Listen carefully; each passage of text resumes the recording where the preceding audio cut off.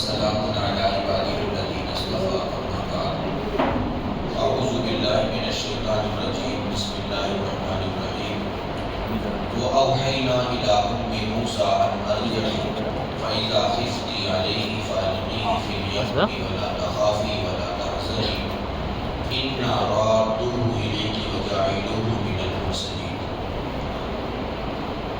صدق الله مولانا العظيم اللهم صل على سيدنا محمد وعلى آل سيدنا محمد وبارك وسلم 20واں پارہ ہے اور 28ویں سورت ہے سورۃ القصص.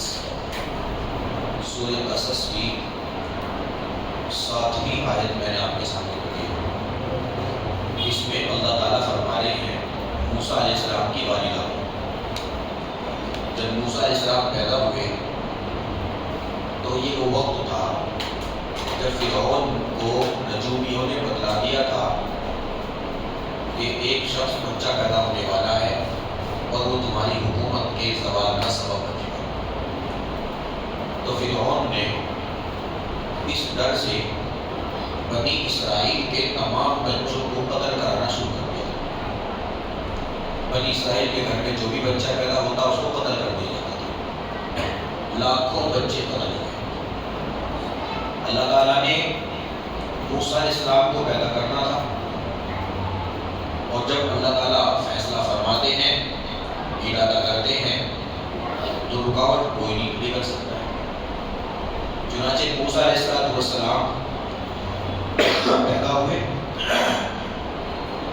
تو ان کی والدہ کو ڈر لگا کہ اگر فرعونیوں کو یا فرعون کی پولیس کو پتہ چل گیا تو میرے بچے کو قتل کیا جائے گا.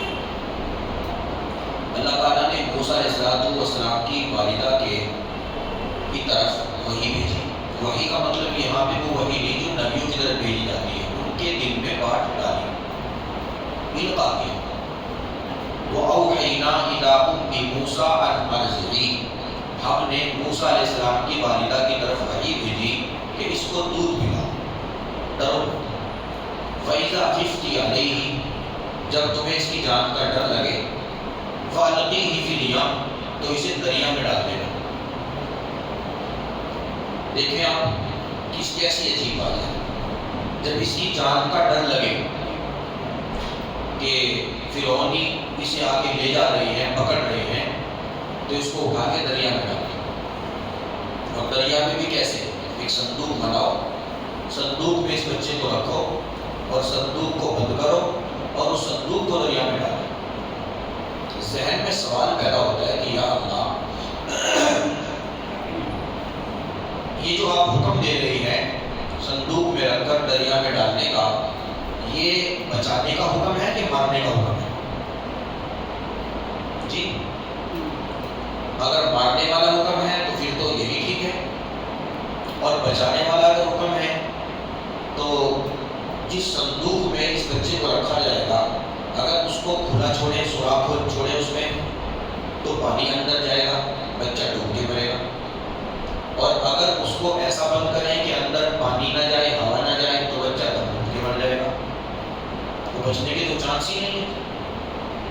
تو تسلی دی جا رہی ہے, مگر تسلی بھی کس طرح سے دی جا رہی ہے کہ جب آپ کو اس کی جان کا ڈر لگے تو اس بچے کو صندوق میں رکھ کے دریا میں ڈال دیں.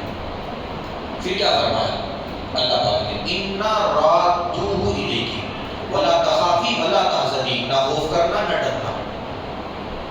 خوف نہیں کرنا اور نہ ڈرنا. نہ تو اندر کا غم ہو نہ باہر کا ڈر ہو کہ فرعون کے ہاتھ لگ جائے گا تو فرعون پتہ نہیں کیا کرے گا. یہ بھی ڈر نہیں ہونا چاہیے. اور اندر کا غم بھی نہیں ہونا چاہیے کہ بچہ کہاں چلا گیا. کیوں نہیں ہونا چاہیے؟ اِنَّا رَادُّوهُ إِلَيْكِ بے شک ہم اس کو تیری طرف لوٹا دیں گے. ہم اس کو تیری طرف وَجَاعِلُوهُ مِنَ الْمُرْسَلِينَ اور ہم اس کو رسول بنائیں گے. چھوٹا سا بچہ ہے اور وعدہ کتنا بڑا ہے. جا رہا ہے تمہارے پاس سے, مگر یہ جانا ہمیشہ کے لیے نہیں ہے. یہ بچہ پھر آئے گا اور اس کو لے کے ہم آئیں گے. حیرانی ہوتی ہے کیسا ماحول ہے, ڈر اور خوف کا ماحول ہے. جان بچانا مشکل ہے، تو ایسے ماحول میں بچے کو اپنے سے دور کر دینا تو ویسے ہی غموں کا باعث ہے۔ مگر اللہ تعالیٰ کے اوپر موسیٰ علیہ السلام کی والدہ کا کیسا یقین ہے؟ اس کو کہتے ہیں ایمان، کہ نظر آ رہا ہے کہ بچے کو دریا میں ڈالوں تو بچنے کے چانس نہیں ہے، صندوق میں بند کروں تو بچنے کے چانس نہیں ہے، اور بچ بھی گیا تو آگے دریا کے کنارے فرعون کا ہی محل پڑتا ہے۔ اسی کے لیے تو اتنے بچوں کو قتل کیا گیا، اور جب یہ بچہ ہاتھ لگے گا تو کہاں بچے گا؟ تو چاروں طرف موت ہی موت نظر آ رہی ہے۔ مگر ایک ماں کا یقین دیکھو، اللہ نے کہا کہ آپ ڈال دیں، اس بچے کو ہم واپس لے کے آئیں گے اور ہم اس کو رسول بنائیں گے۔ چنانچہ موسیٰ علیہ السلام کی والدہ نے اللہ کے حکم کے مطابق اس بچے کو صندوق میں بند کیا اور اسے دریا میں ڈال دیا۔ کس کے حوالے کر دیا؟ اللہ کے، دریا کی موجوں کے، اللہ کے کہنے سے کیا تو اللہ کے حوالے۔ اس کو کہتے ہیں یقین۔ انسان جو زندگی گزارتا ہے، یہ زندگی تین طرح کی ہوتی ہے۔ انسانی زندگی کتنی طرح کی ہوتی ہے؟ ایک حیوانی زندگی، دوسرے انسانی زندگی، تیسرے ایمانی زندگی۔ سب سے ناقص درجے کی جو زندگی ہے وہ حیوانی زندگی ہے۔ حیوانی زندگی میں کیا ہوتا ہے؟ جانوروں کی زندگی، کھانا پینا اور اچھلنا کودنا، ایک ہوتا ہے نیند آئے تو سو جانا۔ جانوروں میں ہی ہوتا ہے کھاؤ پیو اور بغیر پیشاب کرو اور اچھلو کودو۔ اگر جانور کھلا ہوا ہے تو بھاگے گا، کھیلے کودے گا، نیند آئے گی تو سو جائے گا۔ نہ اس نے سونے کے لیے کسی سے پوچھنا، نہ اٹھنے کے لیے پوچھنا، نہ اس کی ماں نے جگانا نہ باپ نے جگانا، جو ہوتا ہے نا، یہ ہے حیوانی زندگی۔ کچھ انسان ایسی ہی حیوانی زندگی گزارتے ہیں۔ ان کی زندگی کا مقصد کیا ہوتا ہے؟ کھاؤ پیو اچھلو کودو کھیلو تماشے کرو، نیند آئے تھک جاؤ تو سو جاؤ، اور سو بھی کب تک؟ صبح سویرے 11 بجے تک۔ جی یہ تو ہے نا، حضرت سویرے اٹھ جاتا ہوں 10-11 بجے، صبح سویرے 10-11 بجے، یہ ہمارے عرف میں بولا جاتا ہے صبح سویرے۔ صبح سویرے پہلے تہجد میں ہوتی تھی، پہلے لوگوں میں صبح سویرے کب ہوتا تھا؟ تہجد میں۔ صبح سویرے کا مطلب تہجد ہوتا تھا۔ اب صبح سویرے کا مطلب ہوتا ہے 10-11، اور تھوڑا لیٹ ظہر کے وقت۔ جب ساری رات جاگیں گے تو صبح کہاں سے جاگیں؟ ساری رات جاگیں گے تو صبح کو آنکھ کھلے گی؟ تہجد کے وقت میں جا کے، فجر کے وقت میں جا کے لوگ سوتے ہیں، ساری رات باتوں میں، گپ شپ میں، ٹیلی ویژن کے سامنے، موبائلوں میں پوری رات کا خون کرتے ہیں۔ جب تہجد کا وقت ہوتا ہے، آپ خود مشاہدہ کر لیں گھروں کا، جب تہجد کا وقت ہوتا ہے تو وہ اللہ کے ولیوں کا جاگنے کا وقت ہوتا ہے۔ اس وقت اللہ تعالیٰ غفلت کو طاری کر کے سلاتے ہیں۔ علماء نے لکھا ہے اس وقت بھی اس لیے نیند آتی ہے کہ اللہ تعالیٰ کہتے ہیں ان کی شکل میں دیکھنا نہیں چاہتا، یہ میرے ولیوں کے اٹھنے کا وقت ہے، میرے ولیوں کے۔ چنانچہ آپ دیکھیں گے پوری رات ایک بندہ جاگ رہا ہے، اور جیسے تہجد کا وقت ہوتا ہے کہتا ہے جی بس اب نیند آ رہی ہے، 7-8 گھنٹے سے باتیں کر رہا ہے، ٹیلی ویژن کے سامنے پڑا ہے، موبائل میں لگا ہے، نیند نہیں آ رہی تھی، لیکن اچانک تہجد کے وقت میں نیند آتی ہے۔ یہ کیا ہے؟ اللہ تعالیٰ شکل دیکھنا نہیں چاہتے۔ تو حیوانی زندگی یہی ہے کہ کھاؤ پیو کھیلو کودو اچھلو کودو اور تماشے کرو، اور اس کے بعد میں نیند آئے تو سو جاؤ۔ نہ سونے کا حساب دینا، نہ ہی جاگنے کا حساب دینا، نہ ہی کھانے کا اور نہ پینے کا۔ یہ ہے حیوانی زندگی۔ سمجھ میں؟ حیوانی زندگی میں نفس کا حکم چلتا ہے۔ حیوانی زندگی میں نفس، جو بندہ حیوانی زندگی گزارتا ہے وہ نفس کا غلام ہوتا ہے۔ نفس نے کہا یہ کھاؤ تو یہی کھائے گا، یہ پیو تو یہی پیے گا، ایسا پہننا ہے، فلا وقت سونا ہے، فلا وقت جاگنا ہے، تو اس میں بندہ نفس کا غلام ہوتا ہے۔ حیوانی زندگی میں نفس کا غلام، حکومت نفس کی چلتی ہے۔ یہ گھٹیا زندگی ہے. دوسری زندگی ہے اس سے اعلیٰ، وہ ہے انسانی زندگی. انسانی زندگی کا مطلب کیا ہے؟ اس زندگی کا مقصد کھانا پینا، سونا جاگنا، کھیلنا کودنا، اور اس کے ساتھ ساتھ یہ بندہ جو انسانی زندگی گزارا ہے جمال پسند بھی ہوتا ہے اور یہ اجتماعیت کو بھی پسند کرتا ہے. جمال پسند یعنی صاف ستھرا لگے، لوگ مجھے پسند کریں، لوگ میری تعریفیں کریں، لوگ میرے گن گائیں، لوگوں کے بیچ میں میرے چرچے ہوں. اس کو بولتا ہے خود پسندی اور خود پرستی. انسانی زندگی میں یہ بھی کھانے پینے کے ساتھ ساتھ خود پسندی، اپنے کو پسند کرتا ہے، اور خود پرستی اپنی ہی پوجا کرتا ہے. بس میں ہی میں ہوں، میرے جیسا نہیں کوئی. اس کو جمال پسند آتا ہے، اچھا لگنا اس کو پسند آتا ہے.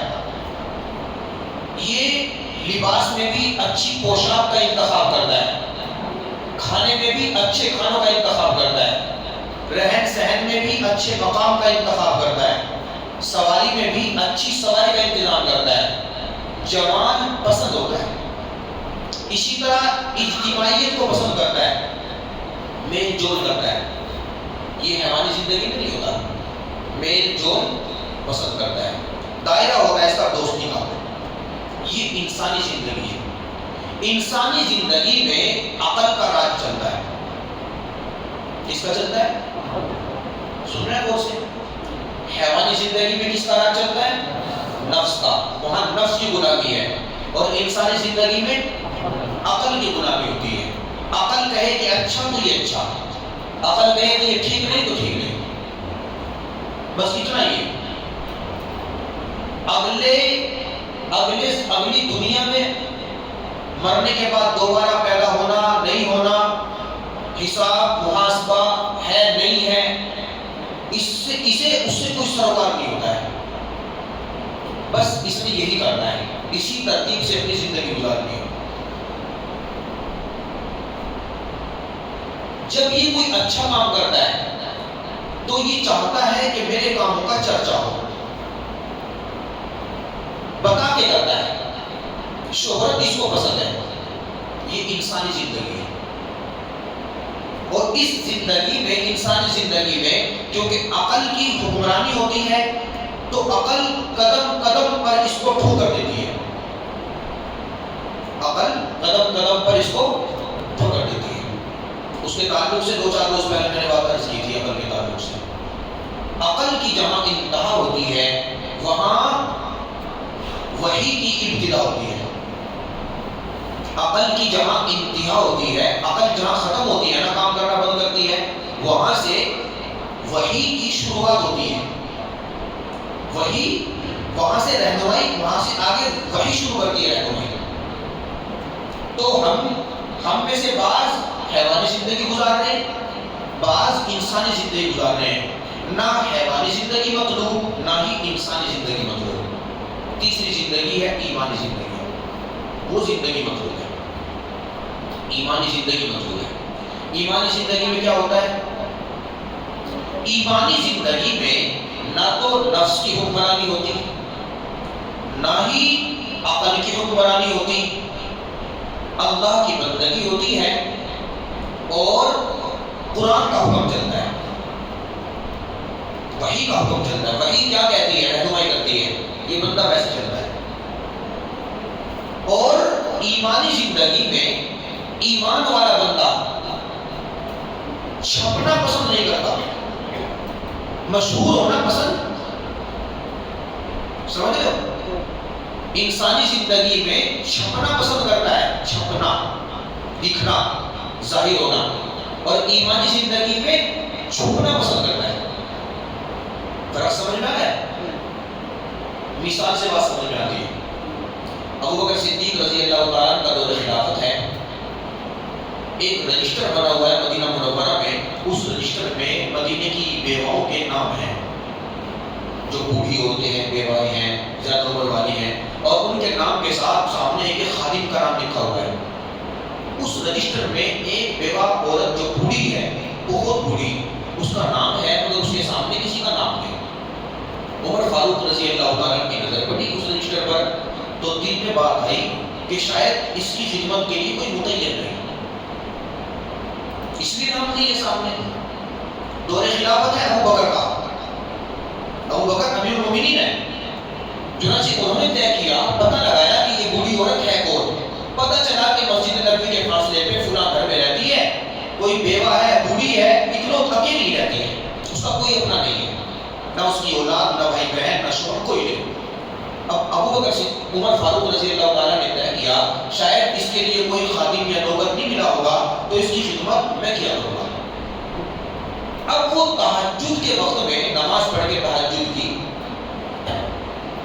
پہنچے دروازے پر اور جا کر دستک دی کہ صبح صبح جا کے صفائی وفائی کرو، پانی کا انتظام کرو، آٹا واٹا پیسنا ہے چکی میں تو پیس دو، جو خدمت ہو کرو۔ تو دروازہ کھٹکھٹایا، اب اندر سے آواز آئی، من کب تک ہوا؟ فرمایا انا عمر، انا عمر، کیوں آئے ہو؟ فرمایا کہ میں اما جان خدمت کے لیے آیا، آپ بوڑھی ہیں اور میں نے دیکھا آپ کے نام کے ساتھ کسی خادم کا نام نہیں ہے، تو میں چاہتا ہوں کہ میں آپ کی خدمت کروں، آپ کی ضرورت پوری کروں۔ کس ٹائم پہ؟ تہجد میں، جب زمانہ سوتا ہے اس وقت۔ تو اندر سے آواز آئی بغیر دروازہ کھولے کہ بیٹا وہ خدمت کرنے والا تو خدمت کر کے چلا گیا، وہ صفائی کر کے بھی چلا گیا، پانی کے مشکیزیں بھر کے بھی چلا گیا، آٹا پیس کے بھی چلا گیا، سارے کام کر کے چلا گیا۔ تو عمر فاروق کھڑے کے کھڑے رہ گئے، یہ کون بندہ ہے؟ اس ٹائم سے پہلے بھی کوئی آ سکتا ہے۔ تو اگلے دن اس سے بھی ذرا پہلے آئے، اس سے پہلے پھر دروازہ کھٹکھٹایا، تو دوسری رات بھی یہی جواب ملا کہ بیٹا وہ تو کر کے چلا گیا۔ عمر بھی عمر تھی، انہوں نے کہا کہ اچھا یہ بندہ ہے کون چھپا ہوا، دکھتا بھی نہیں، نام بھی نہیں ہے، تو یہ ہے کون جو رات کے اندھیرے میں یہ کام کر رہا ہے؟ چنانچہ عمر فاروق رضی اللہ تعالیٰ نے تیسری رات طے یہ کیا کہ عشاء کے بعد میں نے راستے میں بیٹھ کے اس کا پہرا دینا، یہ ہے کون؟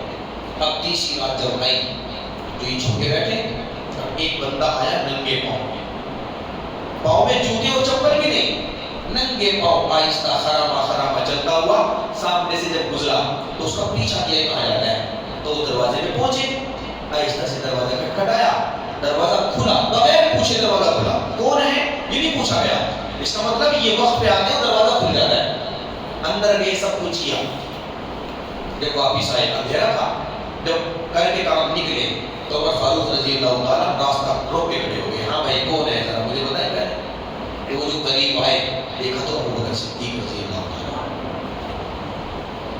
ابو بکر صدیق رضی اللہ تعالیٰ۔ عمر سے آگے تو ابو بکر ہی نکل سکتے تھے، عمر سے آگے تو ابو بکر ہی نکل سکتے تھے نا، ابو بکر صدیق۔ فرمایا حضرت امیر المومنین آپ، کیا میں اندھیرے میں چھپ کے، اندھیرے میں چھپ کے، فرمایا جسے بتانا ہے اسے دیکھنے کے لیے اندھیرا رکاوٹ نہیں بنتا، اسے دکھانے کے لیے اندھیرا رکاوٹ نہیں بنتا۔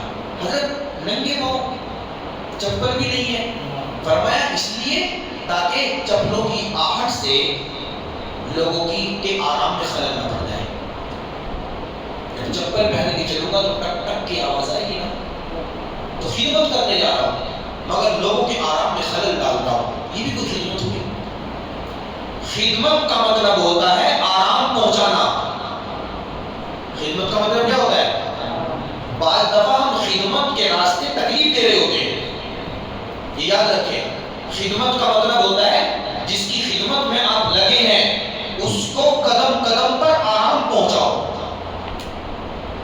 آپ خدمت کر رہے ہو اپنے من سے اور اس کو آرام کے بجائے تکلیف پہنچ رہی ہے تو وہ خدمت نہیں ہے، کیونکہ خدمت اپنا دل خوش کرنے کے لیے نہیں ہوتی، خدمت مخدوم کا دل خوش کرنے کے لیے ہوتی ہے۔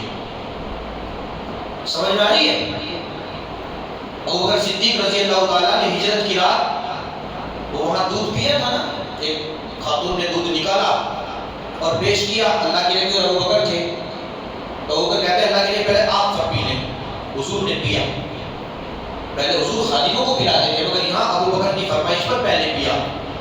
ابو بکر نے فرمایا حضور آپ اور پی لیں اور پی لیں اور پی لیں. خوب پلایا.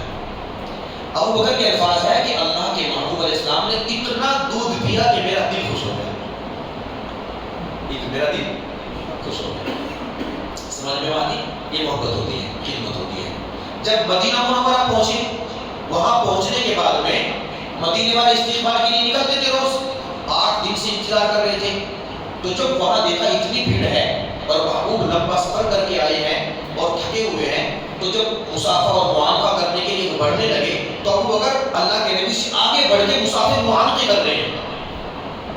دونوں کے سر پہ پگڑی, دونوں کا لباس ایک جیسا, دونوں کی داڑھی ایک جیسی, وظائف ایک جیسے لگ رہے ہیں. مدینے میں کوئی نہیں جانتا ابو بکر کون ہے اور اللہ کے نبی کون ہے. سمجھ رہے ہو؟ تو دونوں ایک جیسے ہیں. بھائی کون سے ہیں پتہ نہیں نبی. تو ابو بکر نے ادب کیا تھا؟ ادب یہ تھا کہ نبی کو آگے کرتے. جی اللہ کے نبی تشریف لائے, ملے ملے. یہ ہوتا ہے نا حضرت سے مسافہ کرو, یہ ہوتا ہے نہیں. ابو بکر صدیق رضی اللہ تعالیٰ خادم ہیں اور اللہ کے نبی سے سچی محبت کرتے ہیں. تو سفر میں حضور تھکے ہوئے ہیں, تو نبی اسلام کو اس تھکن سے بچانے کے لیے خود آگے بڑھے اور مدینے میں جو استقبال کرنے آ رہے تھے سب سے خود مسافر معانقے کر رہے ہیں اور اللہ کے نبی کو آرام دے رہے ہیں. یہ ہوتی خدمت. محبوب کے آرام کا خیال کرنا, اس کو کہتے ہیں خدمت.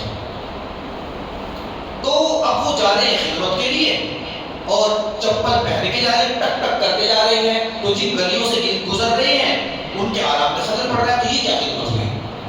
تو دیکھو اس کو بولتے ہیں ایمانی زندگی, کہ چھپ کے خدمت بھی کر رہے ہیں اور بقا بھی نہیں رہے, بلکہ اس رجسٹر میں بھی نام لکھنا گوارا نہیں کیا. اسی طرح فتح مدائن میں جب مدین کو فتح کیا, سعد بن ابی وقاص رضی اللہ تعالیٰ جنرل تھے. جب مدین کو فتح کیا ہے تو مال غنیمت اکٹھا ہو گیا اور وہ تقسیم ہونے لگا مجاہدین میں. تو اندھیرا چھپ رہا تھا, اندھیرا آ رہا تھا, اندھیرا چھا رہا تھا.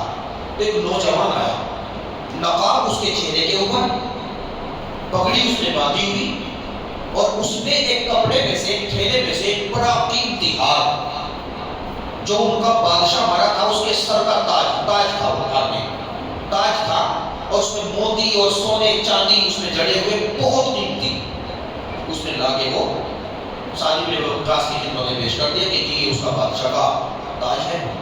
اور وہ اتنا قیمتی تھا کہ اگر یہ بندہ اس کو چھپا کے اپنے پاس رکھ لیتا تو اس کی اگلی 21 نسلیں کھا لیتی, 21 نسلوں کا کام چلتا. اتنا قیمتی ہار تھا. اور اس نے لا کے وہ گورنر کے حوالے کیا کہ جی یہ بادشاہ کا ہے اور اس کو کیونکہ میں نے مارا ہے تو یہ میرے ہاتھ لگا تو اس کو مال غنیمت میں لے لیجیے. اور چہرہ چھپا ہوا ہے.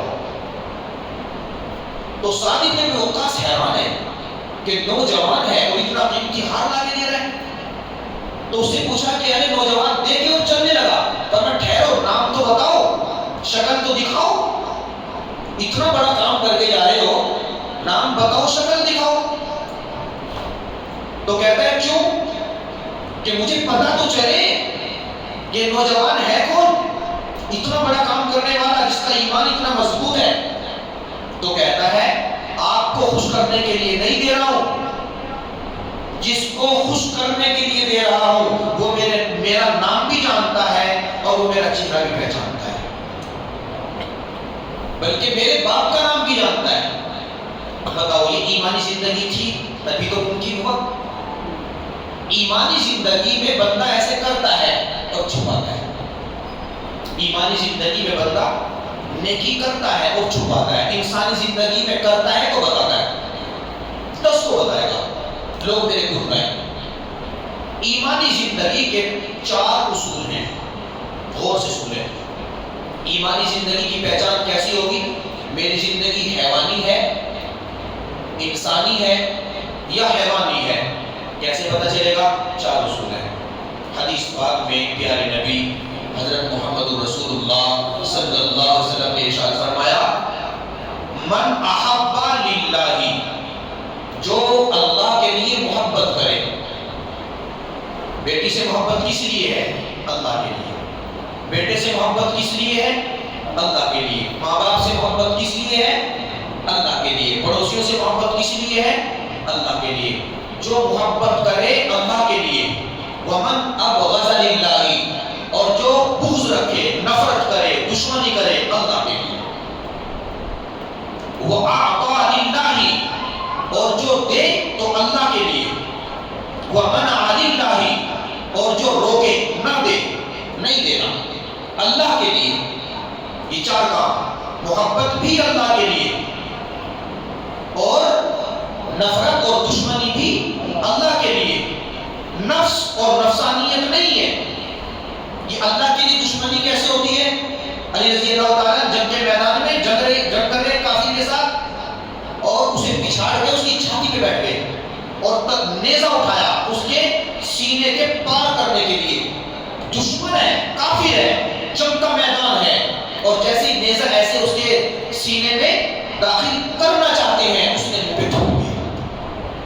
اب بتائیں ایسے موقع پر دشمن جب اس کے اوپر غلبہ ہو گیا، قابو آ گیا، اور اس کو قتل کرنے کے در پہ ہیں، اور وہ تھوک دے تو غصہ بڑھے گا کہ گھٹے گا؟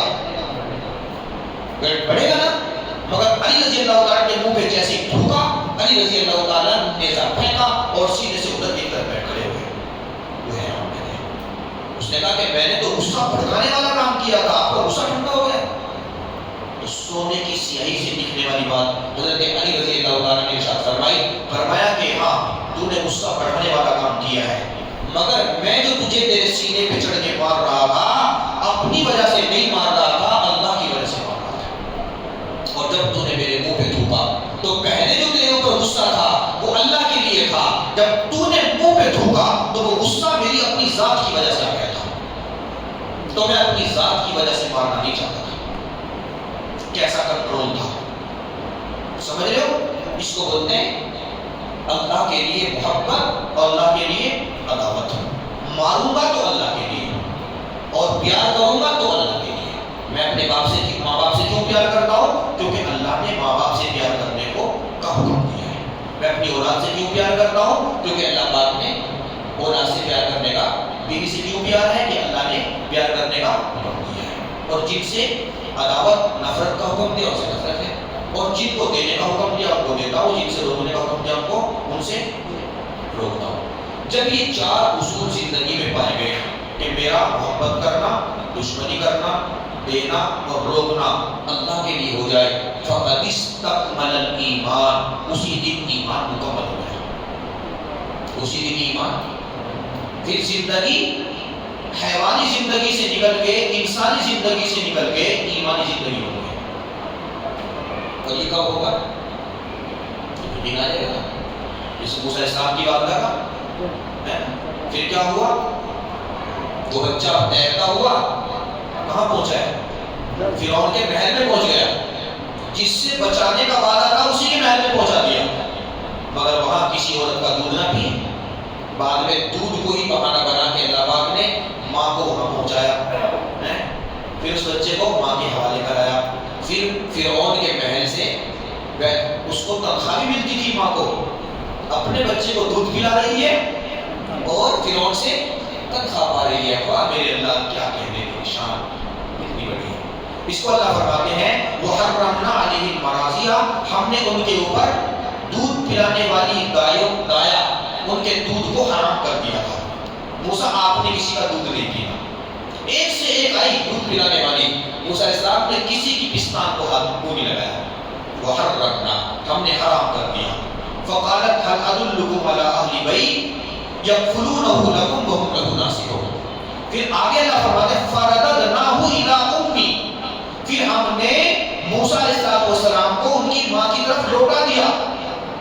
کیوں لوٹایا؟ کئی تقر عینها، تاکہ ان کی آنکھیں ٹھنڈی ہو جائیں. وَلَا تَحْزَنْ، اور تاکہ وہ غم نہ کریں. وَلِتَعْلَمْ، اور تاکہ وہ جان لیں، سن لیں غور سے، تاکہ وہ جان لیں أَنَّ وَعْدَ اللَّهِ حَقٌّ، کہ بے شک اللہ کا وعدہ سچا ہوتا ہے. وعدہ کیا تھا نا، جب ڈر لگے تو دریا میں ڈال دو، تو ہم اس کو لوٹا کے لائیں گے اور ہم اس کو رسول بنائیں گے. تو تاکہ جان لے ماں جان لے موسیٰ کی ماں کہ اللہ جو وعدہ کرتے ہیں وہ وعدہ سچا ہوتا ہے. تو ہم ایمان والے ہیں, اللہ نے ہم سے وعدے کیے ہیں. وَمَا مِن دَابَّةٍ فِي الْأَرْضِ إِلَّا عَلَى اللَّهِ رِزْقُهَا, جو زمین کے اوپر جاندار ہیں سب کا رزق اللہ کے جی ہاں اللہ نے اپنے اس میں لیا ہے, ذمہ داری میں لیا ہے, تمہیں رزق ہم پہنچائیں گے.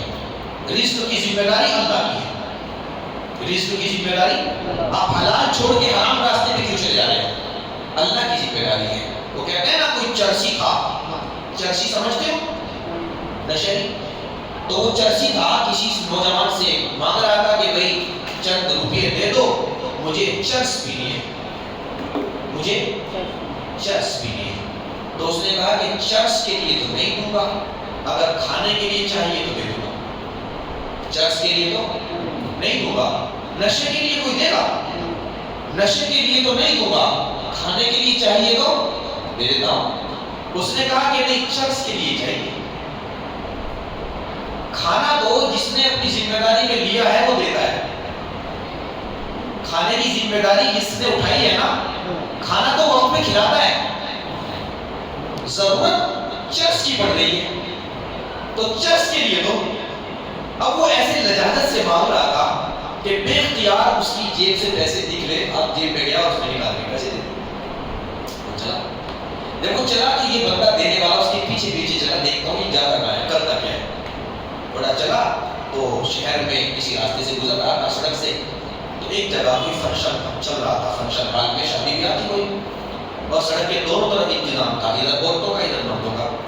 تو ادھر سے کوئی کھانے کی ڈش لے کے آ رہا تھا اور سڑک پار کر کے ادھر جانا تھا عورتوں کی طرف, اس کا پاؤں پھسلا اور اس کی ڈش نیچے گئی. جو کھانا لے کے آتا نا بیٹھے, اس کی ڈش کھانے کی بریانی کی نیچے گئی, سارا راستہ نیچے. اب اس نے, وہ لانے والے نے اپنے کپڑے وپڑے جھاڑے اور ڈش کو جو تھوڑا بہت تھا اس کو بھی خالی کیا اور واپس دوبارہ لینے کے لیے چلا گیا. یہ جو چرسی تھا جلدی سے اس کھانے کے پاس میں بیٹھا اور گرم گرم بریانی کھا, گرم گرم مزے لے لے. اور کھاتے کھاتے اس نے جو دیکھا ایسے, تو وہ جس نے چرس کے پیسے دیے تھا نا, وہ بھی قریب کھڑا ہوا دیکھا, مسکرا رہا ہے. سمجھ رہے, وہ بھی کھڑا ہوا دیکھ رہا ہے تماشا. یہ بات تو صحیح کہہ رہا تھا کہ جس نے کھانے کا ذمہ داری لی ہے وہ کھلاتا ہے. اس نشے کی ضرورت ہے, نشے کے پیسے کی ضرورت ہے. تو اس نے اسے دیکھا کہ یہ بھی مجھے دیکھ رہا ہے. اللہ, تو اس کی نظروں سے نظریں ملا کے کہا, نظروں سے نظر ملا کے کہا کہ آج کل اس سے انبن چل رہی ہے, اس لیے اس نے ایسے زمین پہ ڈال نہیں کھلایا, نہیں تو ہمیشہ پلیٹ میں کھلاتا تھا. آج کل اس سے انبن چل رہی ہے, وہ ناراض ہے, اس لیے زمین پہ ڈال نہیں کھلا ہے.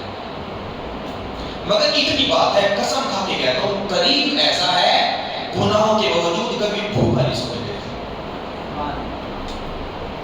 گناہ کرتا ہوں, نافرمانی کرتا ہوں, مگر بھوکا نہیں سمجھ لیتا. قریب یہ بندہ حیران ہے کہ اس کے یقین پر. تو روزی کی ذمہ داری اللہ نے دی ہے, اس کے وعدوں پر یقین کریں, ایمانی زندگی گزاریں, حیوانی زندگی سے نکلیں, انسانی زندگی سے نکلیں, ایمانی زندگی گزاریں, اور جو اصول بیان کیے ہیں ایمانی زندگی کے, ان اصولوں کو اپنی زندگی میں اپنانے کی کوشش کریں.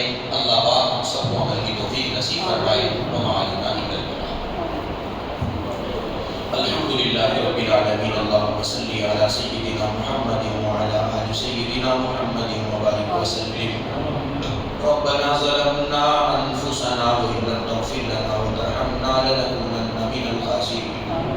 ربنا آتنا في الدنيا حسنة وفي الآخرة حسنة وقنا عذاب النار. ربنا هب لنا من أزواجنا وذرياتنا قرة أعين واجعلنا للمتقين إماما. اللهم اكفني بحلالك عن حرامك وأغنني بفضلك عمن سواك. اللهم اجعل لي عندك وليا واجعل لي عندك زلفى وحسن مآب. اللهم إنك عفو كريم تحب العفو فاعف عنا يا كريم. اللهم إنا نسألك الجنة ونعوذ بك من النار. رب اغفر وارحم وأنت وأنت خير الراحمين صلى الله تعالى على حبيبه محمد وآله وأصحابه أجمعين برحمتك يا أرحم الراحمين والحمد لله رب العالمين.